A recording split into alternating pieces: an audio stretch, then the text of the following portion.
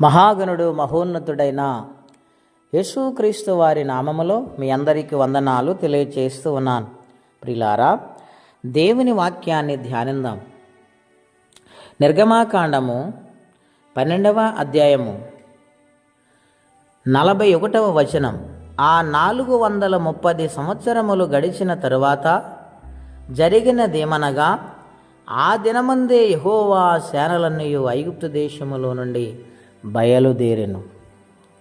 ప్రియులారా, పరిశుద్ధాత్మదేవుడి ఉదయకాల సమయంలో నిర్గమాకాండం నుంచి మనతో మాట్లాడుచు ఉన్నారు.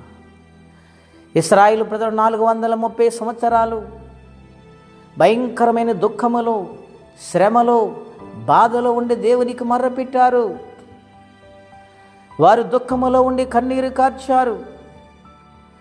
వారి శ్రమలో నుండి నలిగిపోతూ దేవుని సంధిలో బ్రతిమాలుకున్నారు. ప్రియులారా, దేవుడు వారి మొరను ఆలకించి వారి దుఃఖాన్ని చూసి మోషే గారిని, అహరోను గారిని పంపించారు. దేవుడు ఐగుప్తు దేశములో 10 అద్భుతాలు దేవుడు చేశారు. తిరిగి వారిని వాగ్దానం దేశమునకు దేవుడు ప్రయాణమునకు సిద్ధపరిచి ఉన్నారు.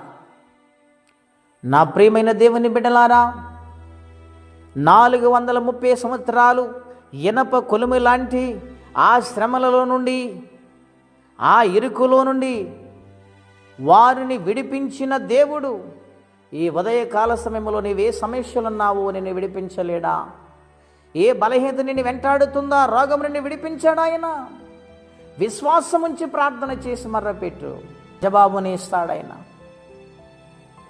దేవుని బిడ్డ, ఆయన విడిపించే దేవుడు, సమస్య నుండి విడిపించే దేవుడు, కఠినమైన పరిస్థితుల నుండి విడిపించే దేవుడు, మనసుకు నెమ్మదినిచ్చే దేవుడు ఆయన అన్నారు.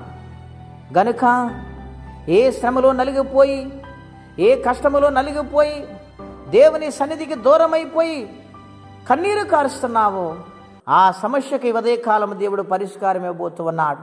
నిన్ను విడిపించుటకు ఆయన వచ్చారు. సమస్త పాప శాపలను విడిపించి ఆయన రక్తముతో కడిగి నిన్ను శుద్ధీకరించి ఆయన రాజ్యానికి వారసులుగా మార్చాలని ఆయన వచ్చి ఉన్నారు. గనుక విడిపించే దేవుడైనా, కనికరించే దేవుడైనా ఆయన పాద సన్నిధికి వచ్చి బ్రతిమాలుకుంటే దేవుని కార్యము జరిగిద్ది. నాడే ఐగుప్తు దేశము నుండి యెహోవా సేనలు బయలుదేరి వాగ్దాన దేశానికి, కనాను దేశానికి బయలుదేరి వస్తూ ఉన్నాయి. ఈ దినాన్న నీ పరిస్థితిని విడిపించి దేవుడు, నీ కష్టాన్ని విడిపించి దేవుడు క్షేమకరమైన జీవితాన్ని ఇవ్వటానికి, ఆయన ఈ ప్రయాణములు, ఈ జీవిత ప్రయాణములు నీకు తోడై ఉండటానికి ఆయన చేయి పట్టుకు నడిపించాలని వస్తూ ఉన్నారు.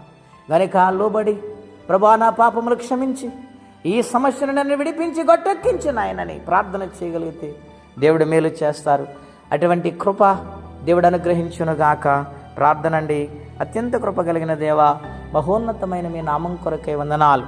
నాయన, ఐగుప్తులు నీ ప్రజల బాధను చూసి విడిపించటానికి వచ్చి నాయన మీ సేనలన్నీ ఆ దినమందే బయలుదేరాయని రాసుంది. ప్రభువా, మా జీవితాల్లో కూడా నాయన మా సమస్యను బట్టి, మా యొక్క బాధలను బట్టి నాయన నీ సన్నిధిలో మేము నాయన మొర్ర పెట్టలేని పరిస్థితులున్నా మేము క్షమించి మరలా నీ సన్నిధానం మా పాపములు ఒప్పుకొని మేము ప్రార్థిస్తున్నాం.